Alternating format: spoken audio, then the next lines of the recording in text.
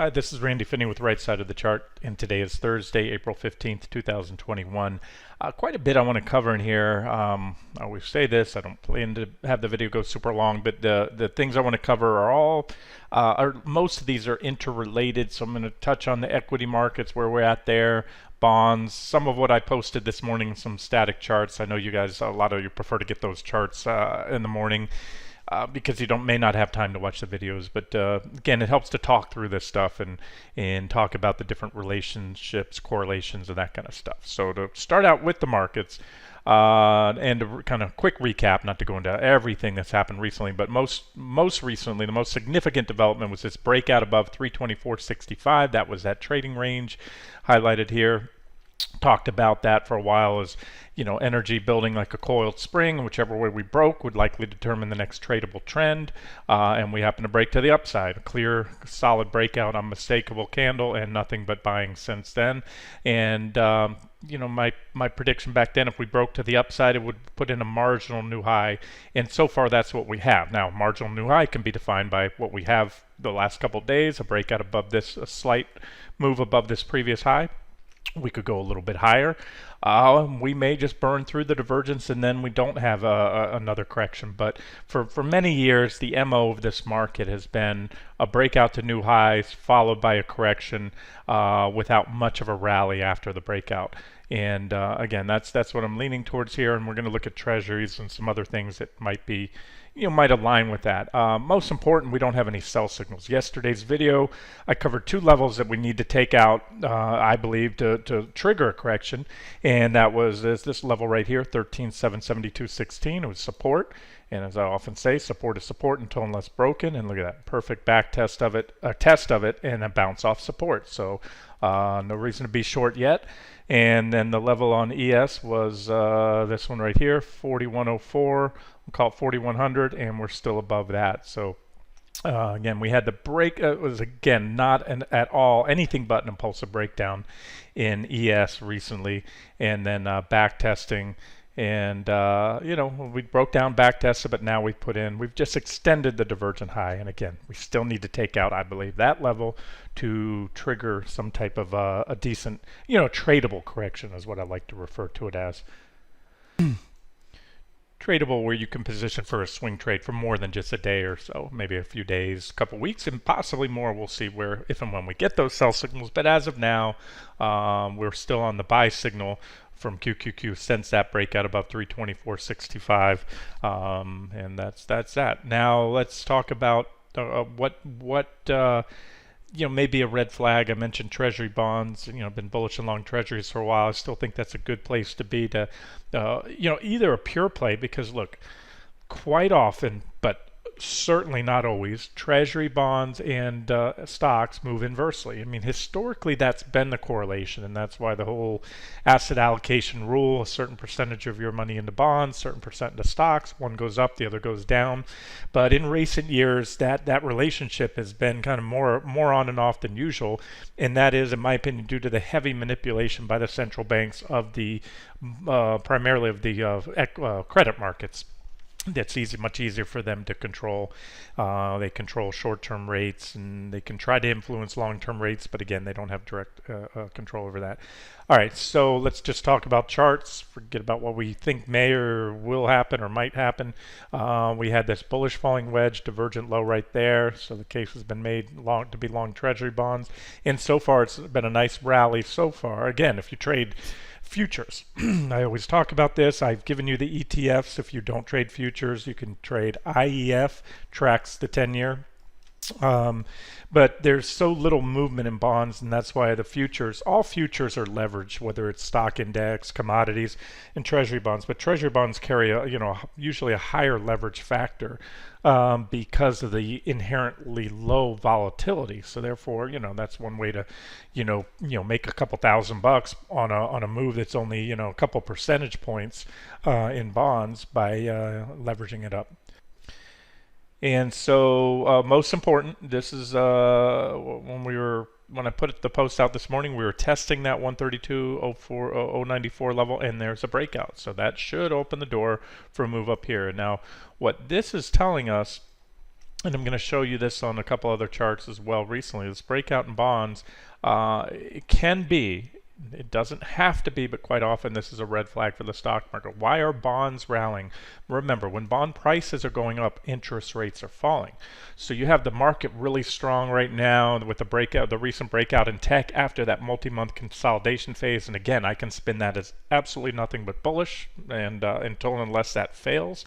And so you have the market continuing to climb, the S&P 500 and the Nasdaq 100 at or near all-time highs, but yet interest rates now have been falling recently, and bonds have been going up. So why is that? Because normally, if the market expects growth in the economy and growing, hence also in the stock market down the road, that's when interest rates will usually go up. So we're seeing the opposite now. And like I said earlier, there are no guarantees. I don't have the resources to see who's buying treasuries. It's like, there's obviously, countries around the world. There's individuals, institutions. There's really no way, at least not in real time, to know. But all we can do is deduce and infer that historically in the past, when you see treasuries start to climb during a stock market rally, especially after a frothy one when valuations are excessive and the rally is getting really long in the tooth, that's often when you'll see what we call institutional distribution, and that is the big boys, or the smart money they call it, hedge funds, pension plans, and the likes, selling into the rally, figuring, okay, the rally is limited upside. We're going to start booking some profits on our stocks and move into the safe haven of treasuries to ride out the next correction.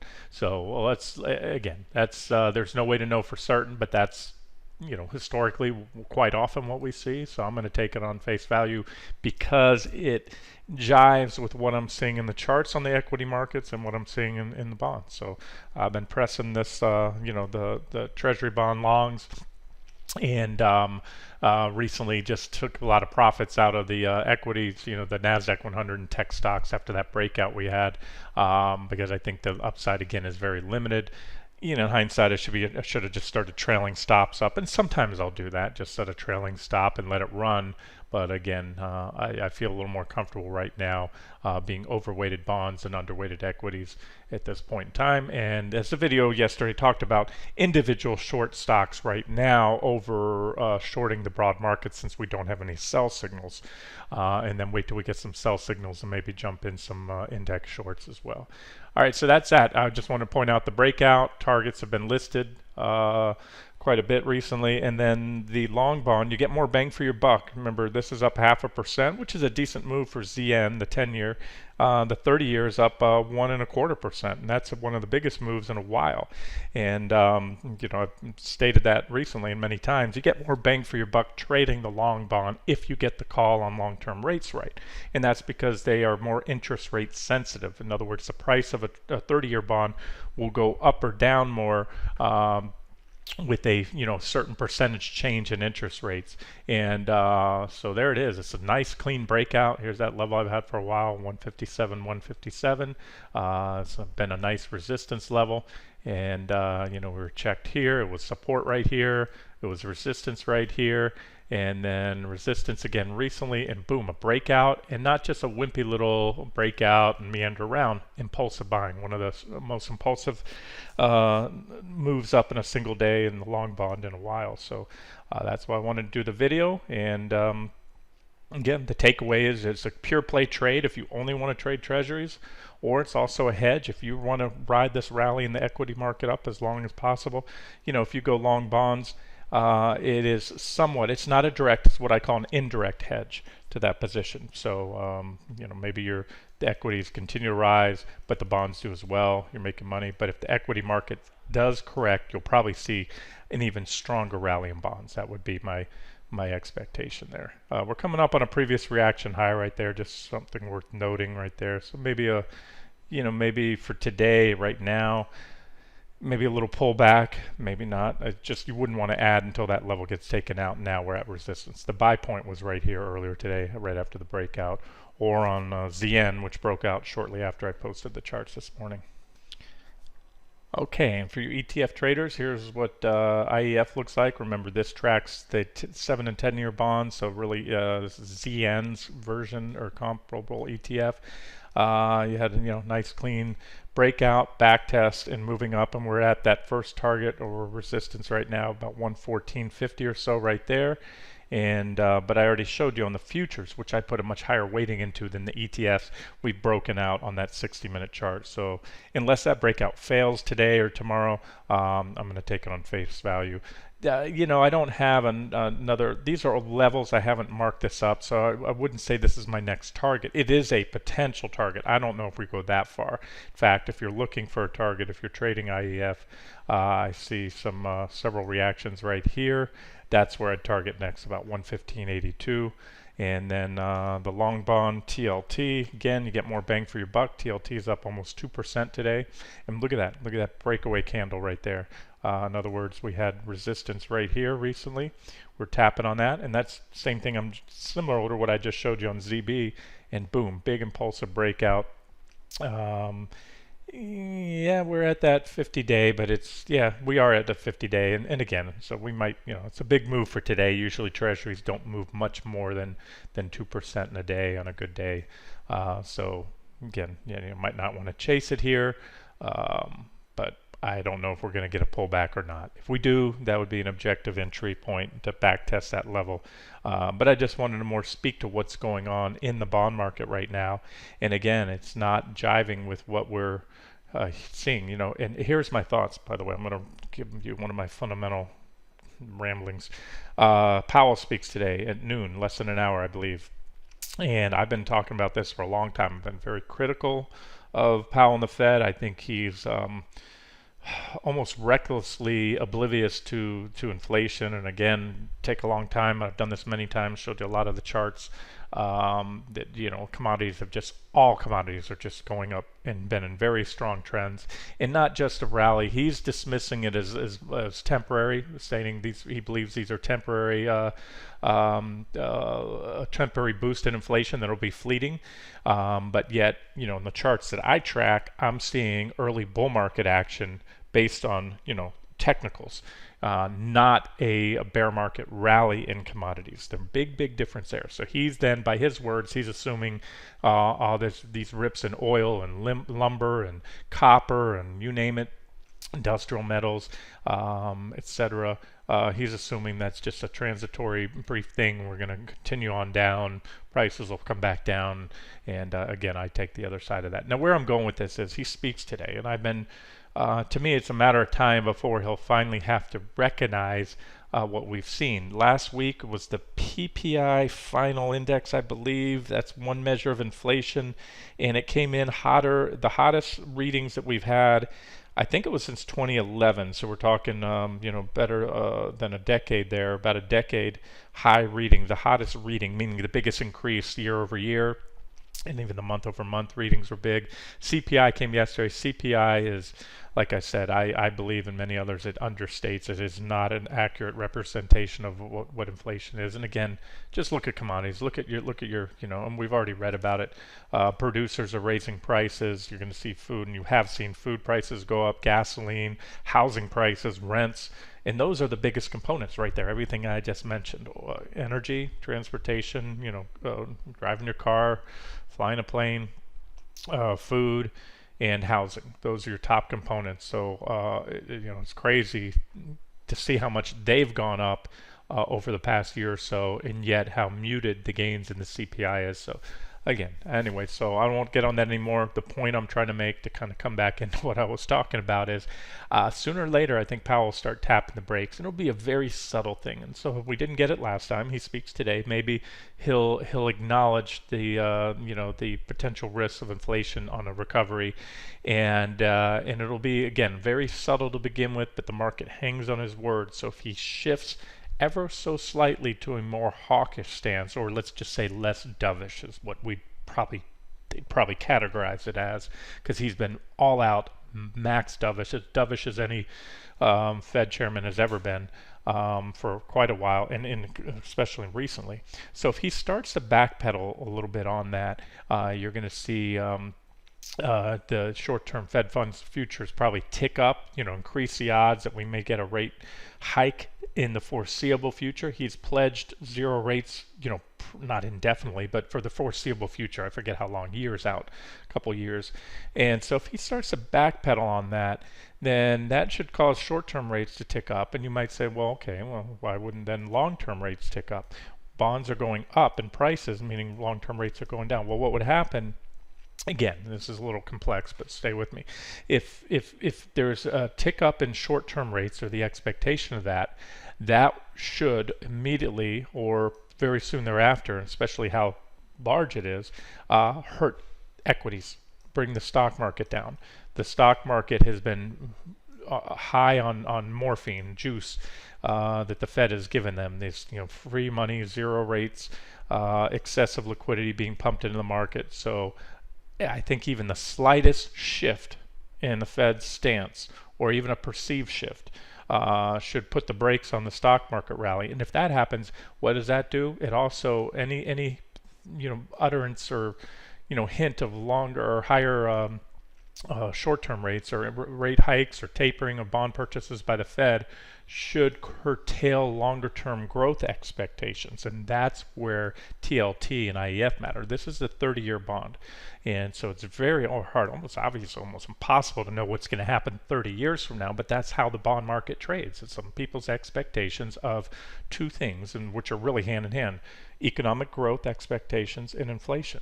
So when inflation rates and growth expectations are very low long term, then that keeps rates low. When the market expects higher rates and higher growth, then rates go up. So anyway, so we'll watch that, and again, we can sit there all day long. Those are just my fundamental ramblings of what we might see. And the takeaway is, how to act on that. Because when you do, if and when we finally see Powell start to, tap the brakes, so to speak, or even, hint of it, that's when you're probably going to see a pretty good move in bonds and also equities. So now before I get off equities or bonds, let's just talk about that real quick. I know there's a lot of lines on this chart. We can turn them all off there, but I want to focus on this period. In fact, I'll put the same lines up. What I have here is I had a symmetrical triangle back then in TLT. And symmetrical triangle patterns are, some will refer to them as continuation patterns. Others, like myself, I call them indecision patterns, where a security is, wedging tightly inside this, building energy like a coiled spring. And I talked about at the time, and I often do when I recognize these patterns, whichever way it breaks is likely to determine the next trend. So you can see that happen, and there was your breakout, and that was the biggest trend that we've had in many years in treasuries. It went there and exploded, and guess what?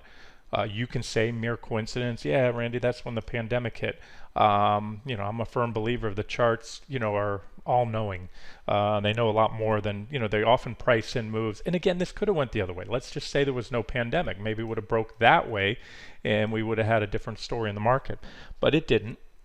It went that way, and let's just look at what happened to the stock market now. So when I'm going to turn back the lines. I'm going to compare the equity market right here using SPY, the S&P 500. And so if you zoom in here, let me do it for you. Let me take a little tighter. I understand in the video you can't always see these charts very well. So we zoom in here, and I'm focused on this because it was a breakout, a clear breakout. These are all trends, little moves, but this was a big pattern, a very clear pattern, and a very clear breakout. So what happened? So when treasuries broke out, this is institutions. Remember, this is early on, before anyone really realized what was going on. The market started dropping in February. There's the peak right there. You can see it. But treasury bonds warned of that ahead of time. This is what we call the smart money. Institutions, the breakout, institutions were moving into treasuries.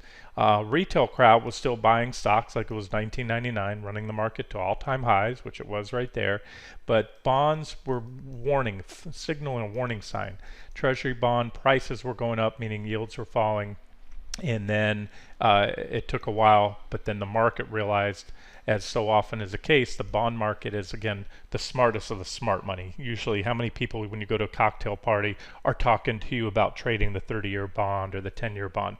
virtually no one. They want to talk about Bitcoin and Apple and Tesla and all that stuff. So again, these are where, people that do this for a living and manage, billions of dollars. That's their realm. So I like to use bonds as a clue. They're not always accurate. There are many forces that can drive bonds up or down, but that's what I wanted to point out. The breakout in bonds came first, and then the correction shortly after. And so that takes us back to today. This is a clear breakout. I'm seeing bullish developments and been bullish bonds, yet the stock market is ignoring that. So maybe this is just, let's say a red flag that never pans out. But again, the market usually doesn't see this because most of the people, again, the folks that you run into at a cocktail party or at the beach or wherever, they don't know. They don't pay attention to bonds. They want to buy Coinbase and Tesla and all those other companies, and they're going to buy them until there's a reason not to. Once they see, they start losing money. It's easy to be, there's an old saying that never attribute genius on your part to a bull market, meaning you don't have to be smart or lucky. You just in a bull market, you keep getting bailed out. You could be buying at the worst time. You could be buying at each of these peaks and then going underwater, and you learn to hold. And you get the corrections, and you're rewarded for holding. But then sooner or later, when the trend breaks, there's the trend. Again, the purple line we're looking at. That's when things start going the other way. That's when people, their loss tolerance is exceeded, their stop losses are hit, and then the trend finally changes. So, all right, enough on that. Just something to monitor right now. But again, it is a breakout in Treasury bonds today. And as of now, as I'm doing this video, it's 11:26 a.m. Eastern time. Those breakouts are still intact, and we'll just see if they hold. And I've given you some targets on those. Okay, and the other one that I pointed out today is gold. Now, I'm still really liking gold and have been since a couple times now talked about long-term entries and also strategical shorter-term, swing trade entries. But most recently put in this divergent low. And remember, both of these bottoms were at my bottom of my buy zone, my long-term buy zone I've had for many, many months. Even back when gold topped. I got out of everything. So it's technically the case, in my opinion, has been very strong for gold. But something I haven't talked on, and I actually meant to cover gold, and I said I was going to cover it in that video the other day, and then I realized after I didn't. But here's what I wanted to talk about: the fundamental case for gold. What I've heard so much in recent months is that gold is no longer the inflation hedge or flight to safety vehicle that it used to be, because now we have Bitcoin. So Bitcoin, and again, I think you've probably heard similar things as a common theme, that Bitcoin's pretty much replacing gold as the alternative or a safe place to put money when you're worried about the stock market. Okay, well, first of all, gold has been the store of value and used as a quasi currency in a flight to safety, and also an inflation hedge for all the latter, but before the inflation hedge. Inflation really more in recent years, in the past 100 years or so, but going back throughout time, it's been a the go-to store of value, and I don't think that's going to be replaced anytime soon.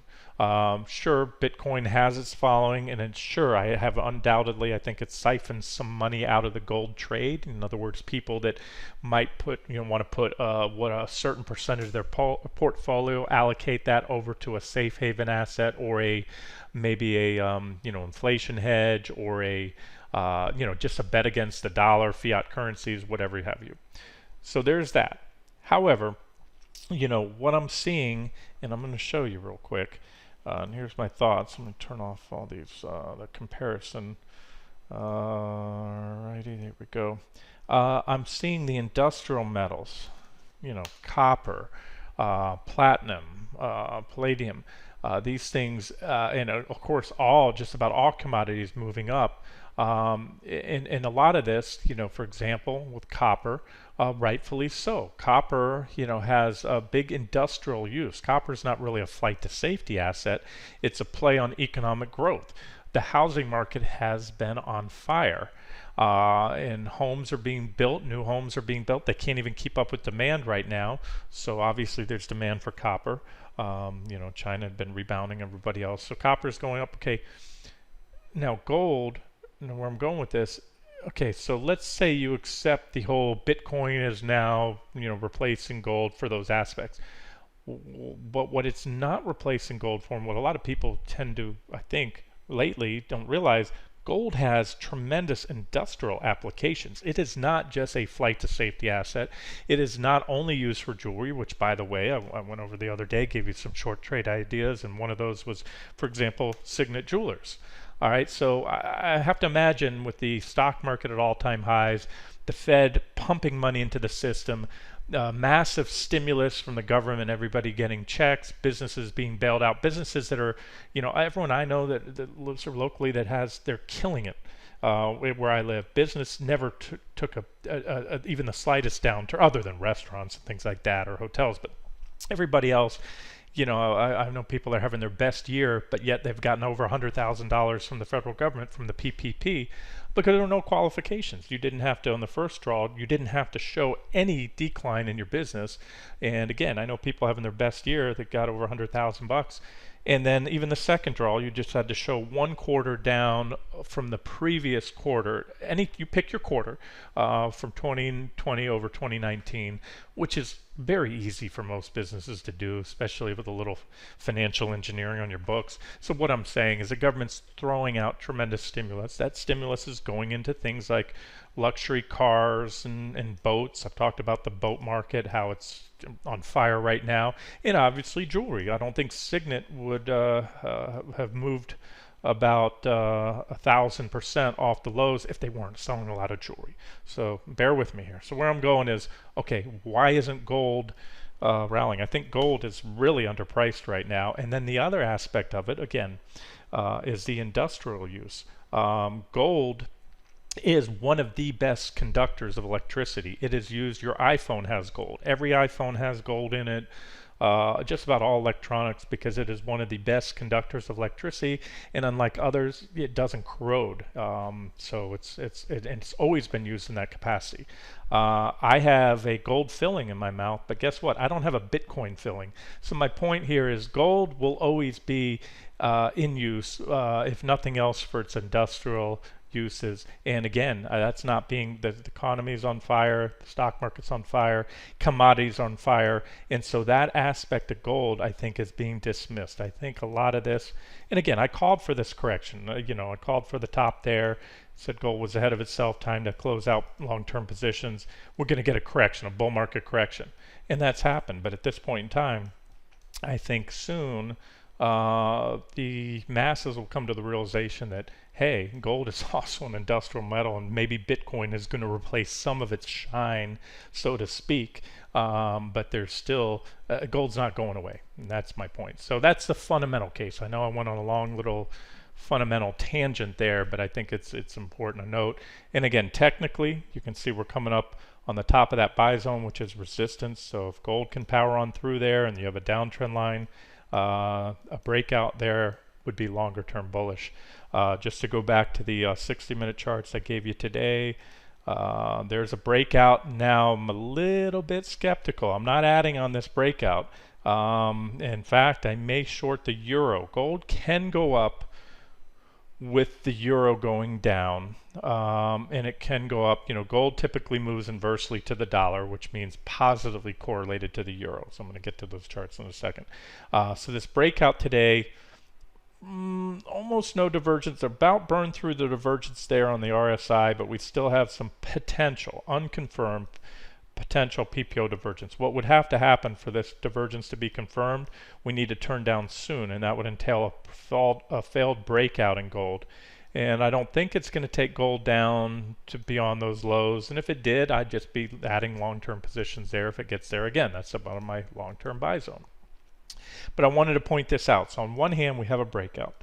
And as I like to say, a breakout is a breakout until unless it fails. So that is a bullish technical event. I certainly wouldn't be shorting gold here, but I'm just, and again, I already have positions, so I'm going to hold off on adding until I see how this resolves, and that is the euro because gold, just take a look at this rally here. Take a look at this drop down here, and now we're going to jump over to the euro chart, which is E7.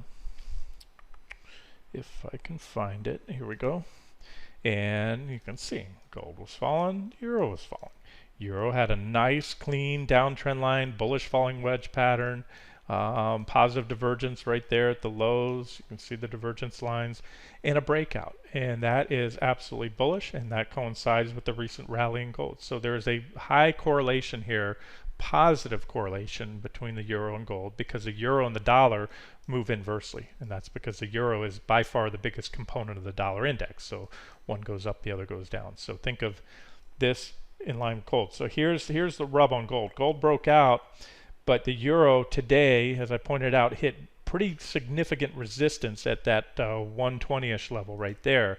That was this previous reaction high. This one, you had a test, an almost test from above, a test right there.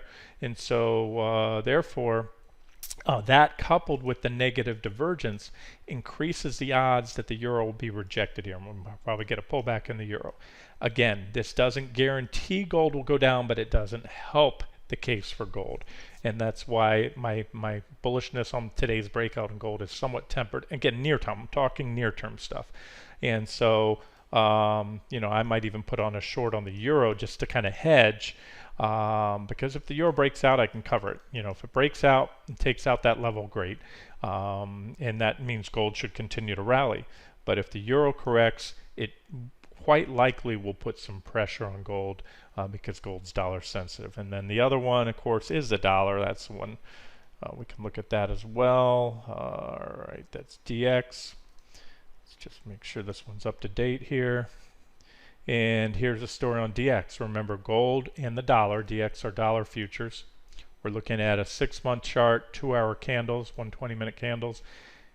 This was a bullish falling wedge and a breakout, and that started this trend right here, and that was highlighted back then. So this has been a bullish run in the dollar that was putting pressure on gold until recently. We had a bearish development in the dollar, which was bullish for gold. This rising wedge pattern, I don't know, sometimes these lines just go away. There it is, there's your divergence lines, and breakdown, impulsive. And that gave us this rally that we've had in gold recently. This was the catalyst. And the reason is, again, if you're new to the site, I say this often, it's not rocket science. Gold moves inversely with the dollar because a falling dollar, when the dollar drops, it takes more dollars to buy an ounce of gold. So that's bullish and for gold. And when the dollar rallies, the dollar's strong, it takes fewer dollars to buy an ounce of gold. And so that's why you have that correlation. So the point is, now we've come up, this is a support zone right here. Support zone, it runs from about 91,617 down to 91,305. And you also have positive divergence here on the PPO, almost divergence on the RSI, pretty much flat line. And so this makes the case for a near-term rally in gold. And if it goes to the bottom of the zone, the divergence, at least on the PPO, should still be intact. So very near-term, we might get a bounce in the dollar, pull back in the euro, which might put some pressure on gold. But on the flip side, gold's broken out. So, it's up to you. You can stick with gold. And I need to say this. This is not a immutable relationship between the dollar and gold. I have seen many times where the dollar rallies and gold rallies as well. So you could see both. So anyways, I just wanted to share with what I'm seeing. It's all the better when I can make a very bearish case, a solidly bearish case on the dollar, and a solidly, strong bullish case on gold at the same time. But when I have this contradictory analysis, again, it just kind of tempers my outlook for gold. In that way, you don't have to short gold, but you may not want to add aggressively to that breakout, or take a breakout if you're not already in gold. You may want to watch and see what happens here. Okay, and this might be the last one. Just another update on natural gas. I highlighted it this morning on a pullback to this minor trend line right here. So that's an objective entry. Boom, impulsive buying off there. That's a 3% rally. So you got 3% in a matter of what, a couple hours since that post was out there. If you bought the pullback to the trend line, so far so good. And you watch it just like here. I was highlighting the same minor trend line, and at the time we were long and bullish. Hit that first or second target at 675, and that's it. That would be an objective stop if that trend line breaks, and that would have avoided that much of a loss or a give back in profits. And then we put in an even bigger divergent low, and so far we've been walking up this trend line. So the same thing holds true. You can set a stop somewhat below that trend line and just continue to ride gold up. Buy it, if you add or are micromanaging a position, that's what you want to do. When you recognize a trend line has started to form like it has here, then it's trading 101. Buy pullbacks to support, sell rallies into resistance. Next target, remember we've already hit my 2675 target back here on that previous trade and came close to it here. So at this point I expect we'll probably pop through it and get to that 2741 target right there. And just a quick update on sugar. Look, sugar, here's a good example of a bull trend and just the strength in commodities. Sugar completely shrugged off that divergent high. Remember yesterday, that's where I booked profits because we're at that second target, the 1590 target, which was resistance. We had a reaction. We consolidated for about a day, but then boom, took it out. And so that should open the door for a move up to that next target there. I know at least one subscriber held. Congratulations to you. Well, you're not there yet, but again, it's a good time to. I still think stops are probably best below this uptrend line, somewhat below.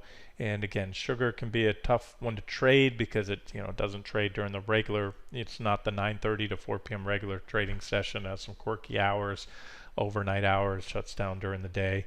But and that's sugar futures. But keep that in mind too, and I should point that out. If you're trading SGG, know that it's tracking sugar futures, and therefore during the day, well, it's not very liquid. But it also often will flatline towards the end of the day based on whenever sugar futures close trading.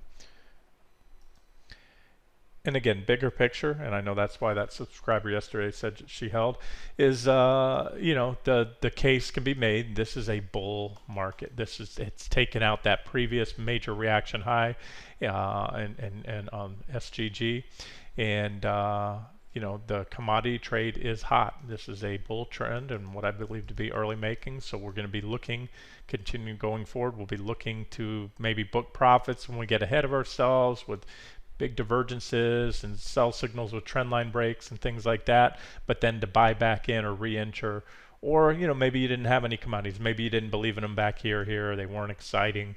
I get that. A lot of people, when was the last time you went to a cocktail party and people were talking about buying sugar? Not really. So, but again, it's where I feel a little more comfortable for valuations and longer term charts right now than a lot of other things out there. And that's referring to long-term positions, even if you don't want to micromanage, the zigs and zags, you just want to continue to build a position. As far as a market goes, equity markets, I'm in and out shorter term, depending on the near-term technicals. So just to wrap the video up, that's what we're waiting on, or at least I am. We're in an uptrend now. Need to see those levels that I mentioned yesterday get taken out on NQ and ES. And if so, then we should see some of the short trades that I went over yesterday, short trade ideas. We have quite a few out there. Those are the ones we'll be looking at, like this one, Mara, rejected right off that resistance after the false breakout and down, 4.7% today. That one was mentioned as an objective short yesterday, and still plenty of meat on the bone to the first target. And it's nice to see this with the stock market up, especially the NASDAQ 100 up very strong today. To see this one down almost 5%, it's showing you that you can make money going long or short individual stocks, regardless of what the broad market's doing. If you stick with those with clearly bullish or clearly bearish chart patterns. All right, we're going to wrap it up here. This has been Randy Finney with Right Side of the Chart. Hope you enjoyed it.